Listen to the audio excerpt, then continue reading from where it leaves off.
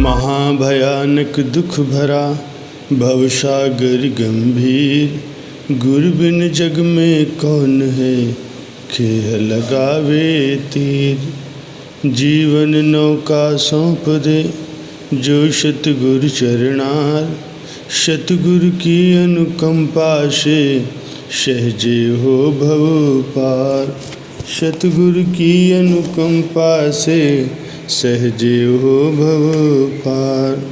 प्यारे गुरुमुखों, शव साधारण जीवों और गुरुमुखों का कोई मेल नहीं है। सांसारिक जीव तो दिन रात काल और माया के चक्कर में पड़ कर के हाय हाय कर रहे हैं। उनकी सुरति काम क्रोध लोभ मोह और विषयों के चक्कर में पड़कर दुख कष्ट उठा रही है। उन्होंने कुटुंब परिवार धन ऐश्वर्य संसार के नश्वर पदार्थों को अपनी संपत्ति समझ रखा है। इसी में उनकी मन संतुष्टि उनकी आसक्ति है। इन्हीं नाशवान पदार्थों में उनका मन रमा हुआ है। जरा सोचो कि अंत में इनका परिणाम क्या निकलेगा। रावण और कारू के इतिहासों पर दृष्टि करें तो अंत में उनके पल्ले क्या पड़ा। इस जगह आकर रहे न जो बड़े सुल्तान थे, जा समाए खाक में वो जो नवाबो खान थे। ताज जर्री से जड़े यूँ चमकते थे वर्कवश, हर तरह से पास जिनके ऐश के सामान थे। 4 दिन नौबत बजाकर अपनी अपनी चल दिए, चाहे दानिशमंद थे या कि वो नादान थे। नेक नामी ले गए वो, कर गए जो नेक काम, हो गए बदनाम जिनसे पहुँचते नुकसान थे। सज्जनों, प्रकृति का ये अटल नियम है। इसमें किसी का कोई पक्षपात नहीं है, कुछ अनीति नहीं है। प्रकृति तो दूध का दूध और पानी का पानी करके दिखाती है। ये देखकर भी संसारी लोग दिन रात माया के धंधों में, माया के कामकाज में ही रमे रहते हैं। उन्हें 1 मिनट का भी अवकाश नहीं है कि वे अपनी आत्मिक उन्नति की ओर ध्यान दें। 24 घंटे उनकी सुरति माया मोह में फंसी और उलझी रहती है। भक्तों, गुरुमुखों और श्रेष्ठ पुरुषों की दशा उनके विपरीत है। आरिफों का रोजी रोशन जाहिलों की रात है, जाहिलों का रोजी रोशन आरिफों की रात है। गुरुमुखों व सर्वसाधारण संसारियों के विचारों में दिन रात का अंतर होता है। पूर्व जन्मों की शुभ कमाई से जीव को सद्गुरु की चरण शरण प्राप्त होती है। कोटि जन्म के पुण्य से सतगुरु मिले कबीर। गुरुमुखों को जब ऐसा भाग्यशाली अवसर मिल जाता है तो वे भाग्यवान प्राणी अपनी अधूरी कमाई को पूरा करने में जुट जाते हैं। पूर्ण संत सद्गुरु की शरण मिलना सुगम नहीं है। बड़े भाग्यों से यह अवसर हाथ में आता है।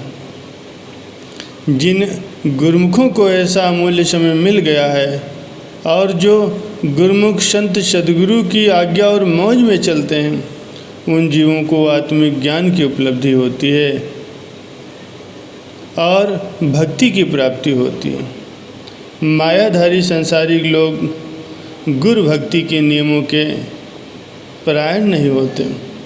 केवल वे पढ़ने सुनने में ही तत्पर रहते हैं, परंतु गुरुमुख जन गुरु भक्ति के पथ पर दृढ़ता से पांव रखते हैं। वे महापुरुषों के वचनों पर आचरण करते हैं, क्योंकि आचरण के बिना निस्तार नहीं है। यदि कोई गुरुमुख कहलाकर भी संसारियों जैसे विचार रखता है और वैसे ही कार्य करता है, तो उसे भी संसारी ही समझना चाहिए। ऐसा व्यक्ति यदि ये समझे कि हम काल और माया से छूट जाएंगे, तो ये संभव नहीं है। जब तक महापुरुषों की वाणियों को पढ़ सुनकर उन पर मनन नहीं किया जाएगा और उन्हें आचरण में नहीं लाया जाएगा, तब तक उसका पूरा लाभ नहीं हो सकता। गुरुमुखों का यह धर्म है कि महापुरुषों के वचनों को सुने, उन पर मनन करें और उन्हें आचरण में लाते हुए क्रम पूर्वक परमार्थिक रास्ते पर चलते रहें। यदि वो गुरु भक्ति के नियमों का पालन नहीं करेंगे तो कभी भी सफलता प्राप्त नहीं कर सकते। डिग रहा तो क्या भया, जो नेक न समझी सैन, सुआ समझ कर उड़ गया सुन सतगुरु के वैन। यदि कोई से अपने सतगुरुदेव महाराज जी के निकट रहकर भी उनकी मौज, उनके इशारों को नहीं समझ पाता तो उसे उनके समीप रहने का क्या लाभ हुआ। किंतु संस्कारी रूहें तो दूर रहती हुई भी लाभ उठा लेती हैं। जैसे पिंजरे में पड़े हुए तोते ने गुरुमुख के मुख से सद्गुरु के इशारे को समझकर उस पर आचरण करके कैद से मुक्ति पाई। आप भी जरा सोचो और विचार करो कि ये कितना बहुमूल्य समय है। गुरुमुखों का समय तो और भी अधिक मूल्यवान होता है। गुरुमुखों को चाहिए कि इससे पूरा लाभ उठाएं। कहीं ऐसा न हो कि समय के गुजर जाने पर पश्चाताप करना पड़े। महापुरुष यही समझाते हैं कि राजा जनक की तरह विलासिता और आपाभाव को छोड़कर गुरु की आज्ञा अनुसार अनासक्त होकर कार्य करो। राजपाट, नौकर चाकर सब कुछ होते हुए भी, राजकाज का काम संभालते हुए भी राजा जनक विदेही कहलाए। इस रहस्य को वे समझते हैं जिनकी अंतर्दृष्टि उघड़ गई है। वाल्मीकि ऋषि जी की वो दिव्य दृष्टि संतों की कृपा से खुल गई थी, जो उन्होंने श्री रामचंद्र जी महाराज जी के जन्म से भी 10,000 साल पहले श्री रामायण का इतिहास लेकर के रख दिया। ये दिव्य चक्षु महापुरुषों की आज्ञा मानने, उनके वचनों की पालना करने से ही खुलते हैं। भक्ति के नियमों की पालना करने से जीव को परमार्थ का बोध होता है। इसीलिए सभी सद्ग्रंथ, सभी सद्शास्त्र जीव को महापुरुषों के वचनों के अनुसार इसी तरह जीवन बिताने पर बल देते हैं कि ऐ गुरुमुखों, तुम अब मन की मति को त्याग कर गुरु की मति को धारण करो, इसी में तुम्हारा कल्याण है। सज्जनों, जो सौभाग्यशाली संस्कारी आत्माएं इसी तरह अपनी मन मति को छोड़कर गुरुमति के नियमों का अनुसरण करती हैं और अपनी श्रुति को गुरु शब्द से मिलाए रखती हैं, वे संसार में निर्लिप्त रह करके जीवन के उद्देश्य को पा जाती हैं।